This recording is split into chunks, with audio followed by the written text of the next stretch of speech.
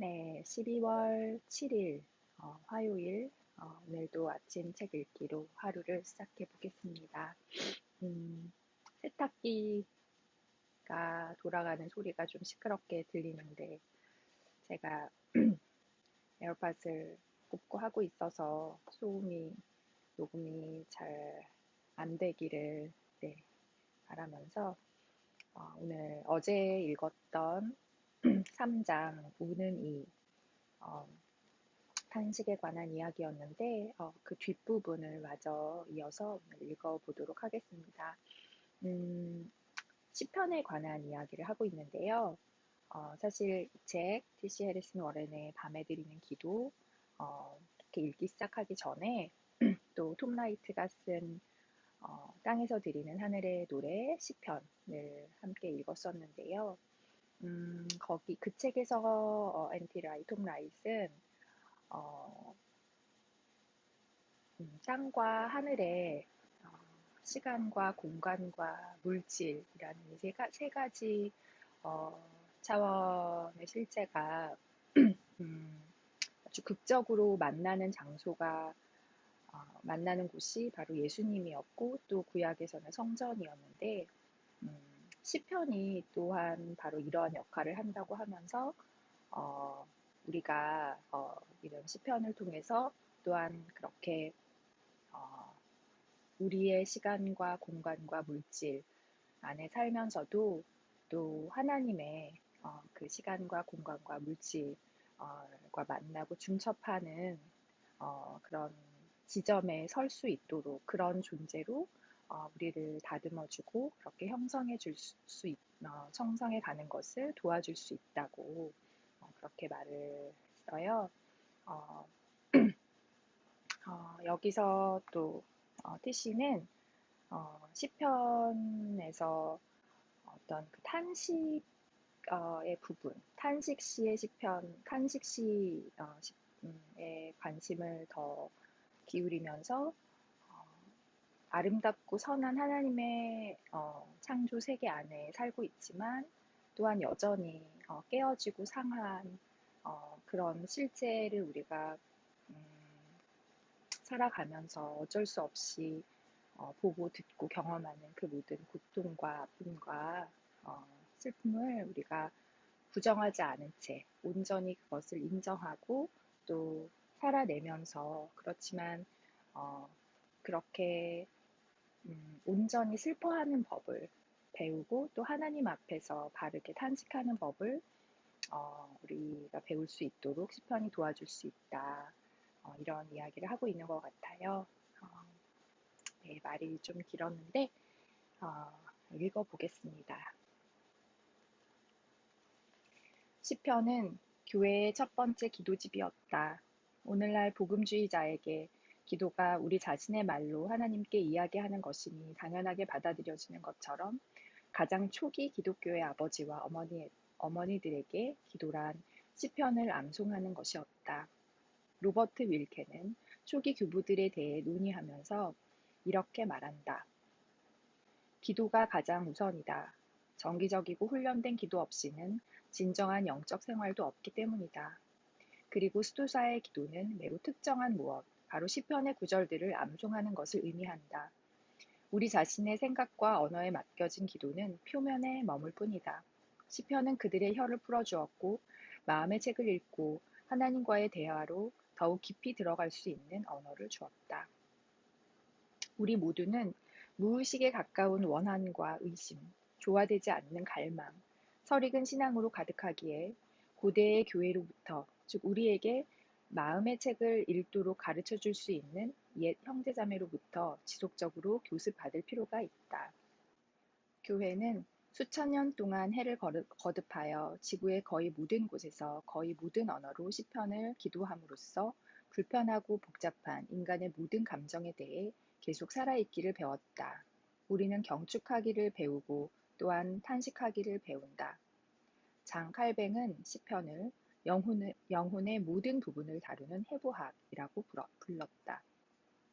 누구든 이 거울의 이미지가 반영되어 있지 않은 인간의 감정을 자신 안에서 발견할 수는 없다고 그는 말했다.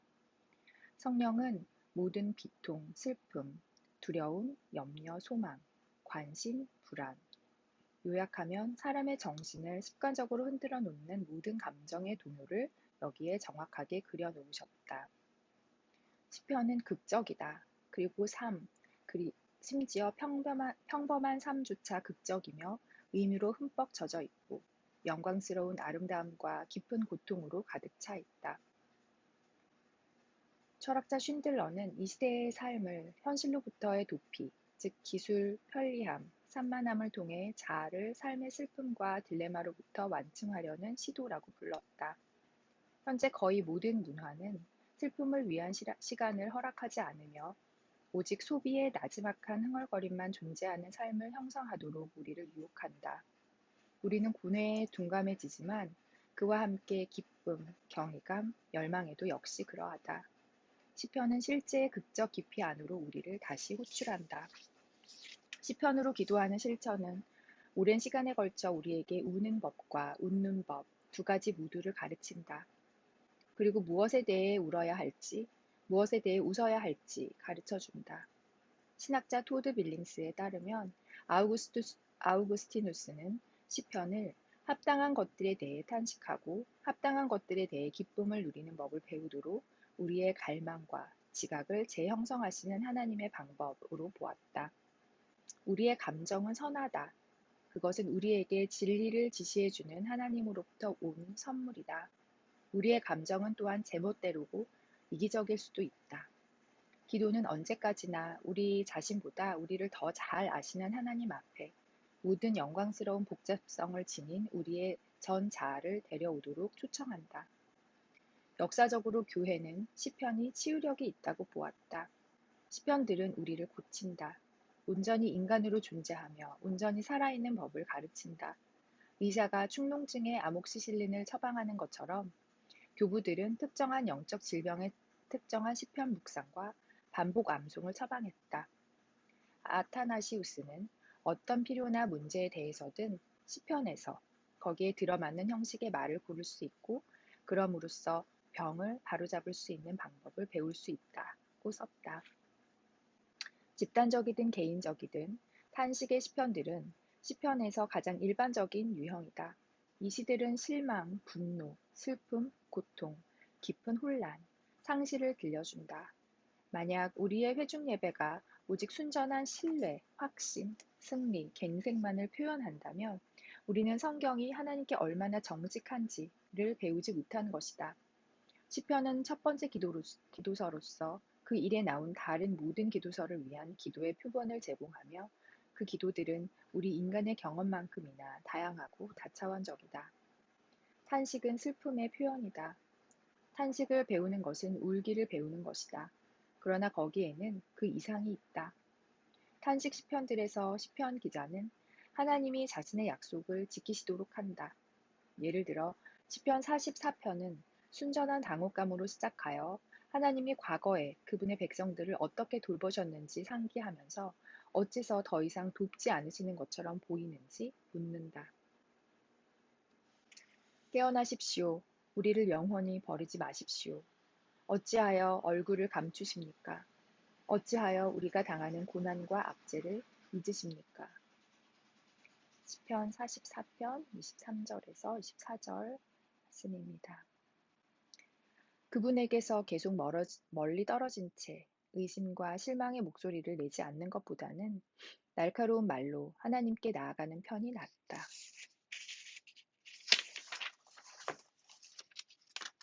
예의 바른 신앙심 안에서 부글거리기보다는 창조주께 화를 내는 편이 낫다.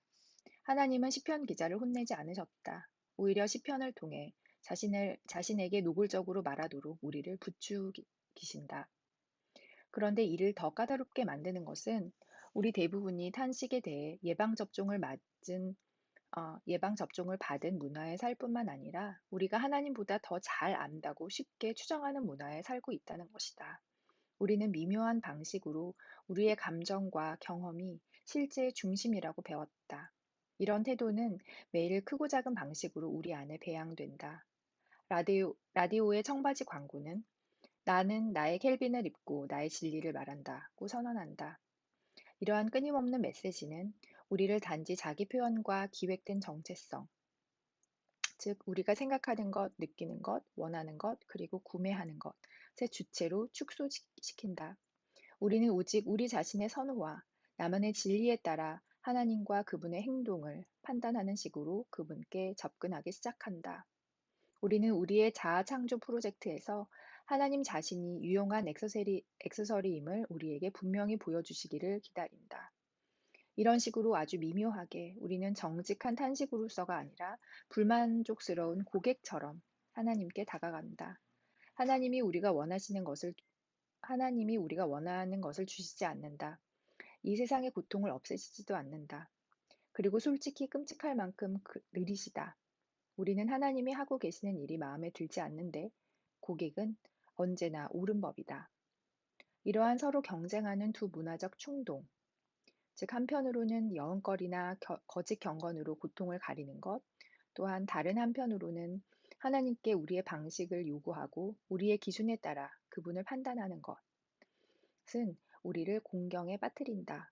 어떻게 해야 우리의 정직한 의심과 슬픔이 울부짖는 신앙과 하나님이 우리에게 뭔가 빚지고 계신다는 거래 관계의 느낌, 혹은 소비자처럼 하나님의 직무를 평가하는 것이 되지 않을 수 있을까?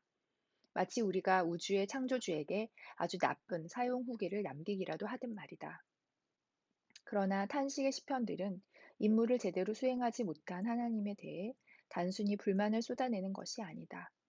빌링스는 이어서 말한다. 성령에 의해 우리는 우리의 분노, 두려움, 슬픔을 하나님 앞에 가져옴으로써 우리를 하나님께 드러나게 한다. 그리고 하나님께 드러나는 것은 변화로 이어진다.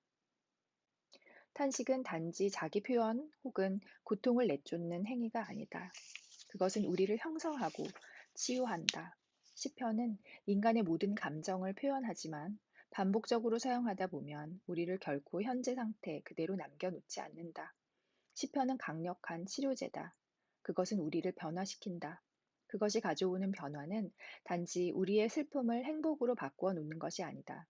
슬퍼하는 사람을 데려다가 짜증스러울 정도로 생기발랄하고 낙관적인 사람으로 만드는 것이 아니다. 기운내 라거나 그렇게 나쁘지는 않아 라고 말하지도 않는다. 우리가 어째서 고통을 겪는지 말해주지도 않는다. 그 대신 우리의 시각을 우리를 향한 하나님의 사랑에 고정시키고 우리의 고통과 열망을 하나님의 영원한 드라마 안에 위치시키도록 가르친다. 시편은 하나님의 약속을 붙들 때도 각자 자신의 심오한 슬픔 역시 아주 정직하게 붙들 수 있는 사람들로 우리를 형성한다. 초기 교회는 시편을 기도하는 것을 그리스도와 함께 기도하는 것으로 이해했다. 부분적으로 그 이유는 예수님 자신이 시편을 기도하셨기 때문이다. 그것도 아주 많이. 그분은 히브리 성경의 다른 어떤 부분보다 시편을 더 많이 인용하셨다. 그리고 죽으실 때에도 그분의 입술에는 시편 22편의 말이 준비되어 있었다. 가장 어두운 고통을 표현하는 그 말은 바로 그분 자신의 것이었다. 예수님의 삶을 유심히 들여다보면 우는 것과 웃는 것, 고통과 기쁨, 둘 다에 온전히 살아있는 사람이 보인다.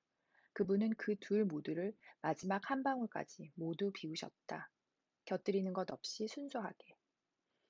예수님은 소망을 가진 이로써 오셨지만 그분의 소망이 그분의 흐느낌을 약화시키지는 않았다. 친구 나사로가 죽었을 때 예수님은 그를 곧 다시 살아나게 하실 것을 아셨지만 여전히 애통을 위한 시간을 보내셨다. 그분은 우셨다. 또한 예수님은 악을 진지하게 받아들이셨다. 친구의 무덤에서 그분은 단지 나사로가 숨을 거둔 것에 대해서만 애곡하시지 않았다. 그분은 신학자 토머스 롱이 대문자 D의 죽음이라 불렀던 것의 깊은 어둠을 들여다보고 계셨다. 그 순간 예수님은 한 친구의 생명이 물리적으로 끝난 것뿐만 아니라 인간 고통 전의 전체 실제를 길을 잃고 깨어진 이 세상에서 우리 모두가 견뎌야 하는 긴 밤을 보셨다. 그리고 그것을 미워하셨다. 그분은 죽음을 세상에 있는 죄와 어둠의 권세, 크고 작은 모든 배신의 권세, 학대와 무관심, 증오, 폭력, 대량 학살, 그리고 불의의 권세를 미워하셨다. 예수님이 친구를 죽은 이들 가운데서 일으키셨지만 그것으로는 죽음의 권세를 소멸시키기에 충분하지 않았다. 나사로는 여전히 죽을 것이다. 나사로는 여전히 슬픔과 취약함, 실망에 매정한 세상에서 살 것이다. 예수님은 바로 그 엄청난 어둠을 들여다보셨고 분노하셨다. 그분은 죽음의 면전에서 비통하게 여기시면서 존재 깊은 곳으로부터 우셨다. 성경은 여기에 말이 코를 칙칙거리는 위험이라고는 찾아볼 수 없는 거친 이미지를 연상시키는 생소한 헬라어 표현을 사용한다. 예수님의 끌어넘치는 애통은 거의 동물적인 정도로 강력하고 꾸밈없는 어떤 것이었다. 예수님은 예루살렘 도성을 바라보고 앉아 다시 우신다. 그분은 눈물을 흘리며 이렇게 말씀하신다. 암탉이 병아리를 날개 아래 품듯이 내가 몇 번이나 너의 자녀들을 모아 품으려 하였더냐. 그러나 너희는 원하지 않았다. 여기서 그분은 죽음에 대한 분노가 아니라 짝사랑의 슬픔 때문에 우신다. 이것은 심오한 모성의 이미지다. 예수님은 자녀들을 모아 자신의 안전하고 친밀한 품 안에 감싸 안으시기를 열망하신다. 그러나 그들이 거부한다. 바쁘고 산만한 북적이는 도성은 뒤돌아선다. 자녀가 스스로를 망치는 모습을 앉아서 지켜보고 사랑하는 아이가 파괴로, 남용으로, 중독으로 걸어 들어가는 모습을 지켜보고 자신이 노래를 불러준 바로 그 존재가 알아볼 수 없는 누군가가 되어 사라져가는 모습을 지켜보아야 하는 어떤 어머니라도 예수님이 어떤 심정으로 예루살렘을 바라보며 우셨을지 알 것이다. 하나님 자신도 애통의 시간을 보내셨다. 그분은 비통함과 경악의 무게, 더 이상 흘릴 눈물도 없을 만큼 너무 오래 울어 퉁퉁 부은 눈의 아픔을 모르시는 분이 아니었다. 그분은 스스로를 무감각하게 만들거나 상실을 대수롭지 않게 여기지 않으셨다. 기계적으로 대답하시지도 않으셨다. 하나님은 놀라울 정도로 감정적으로 살아계셨고 지금도 그러하시다. 성경의 마지막 부분은 마지막 때로 시선을 돌린다. 요한은 하나님이 그분의 백성들의 눈에서 모든 눈물을 닦아주실 숨막히는 순간을 묘사한다. 마침내 우리가 하나님과 얼굴과 얼굴을 마주하고 볼 때 우리는 온전해질 것이고 죽음이나 울음이나 고통은 더 이상 없을 것이다. 모든 것이 바로잡힐 것이다. 그러나 잠깐 마지막의 긴 울음까지 기다려야 한다. 구속 자체는 어둠을 건너뛰는 것이 아니라 마지막 한 방울의 눈물까지 흘리기를 요구한다. 그리스도인들은 영원한 기쁨의 장소가 단지 존재할 뿐 아니라 우리가 지금 아는 슬픔과 고통의 축소된 장소보다 더 생생한 실제라고 믿는다. 우리의 눈물을 닦아주시는 하나님의 이미지는 물론 하나의 은유이며 모든 것이 마침내 괜찮아질 것이라는 진술일 수 있다. 그러나 만일 그것이 오로지 시적 언어만은 아니라면, 만일 우리의 창조주 앞에서 이 삶이 가져왔던 모든 상실을 기릴 수 있는 마지막 기회를 얻는 것이라면, 만일 언젠가 하나님 앞에 서서 우리 삶의 이야기를 그리고 그것을 살아내는 동안에는 도저히 따라잡을 수 없었던 모든 우여곡절과 의미를 처음으로 정확하게 그리고 온전하게 들을 수 있다면, 만일 그 이야기가 고통의 모든 어둠, 우리가 받았고 다른 이들에게 주었던 모든 상처, 대문자 D 죽음의 모든 참상을 포함하며 그렇기에 하나님 자신과 함께 마지막으로 한번 울 수 있는 것이라면, 만일 모든 것이 새로워진 세상에서 살기 전 홀로 우리의 눈물을 영구히 닦아주실 수 있는 그 한 분과 함께 울 수 있는 것이라면. 네, 역시 너무 아름다운 말들로 우리에게 더 깊은 진리의 실제를 들여다보고 또 그 안으로 들어가고 싶은 그런 마음을 일으키는 또 글이었던 것 같습니다. 우리의 눈물을 한 번에 영원히 말끔히 닦아주실 주님을 기다리며 그분과 얼굴과 멀굴을 마주하여 설 수 있을 그 날을 마음 깊이 고대하고 열망하는 그런 오늘 하루가 되었으면 좋겠습니다.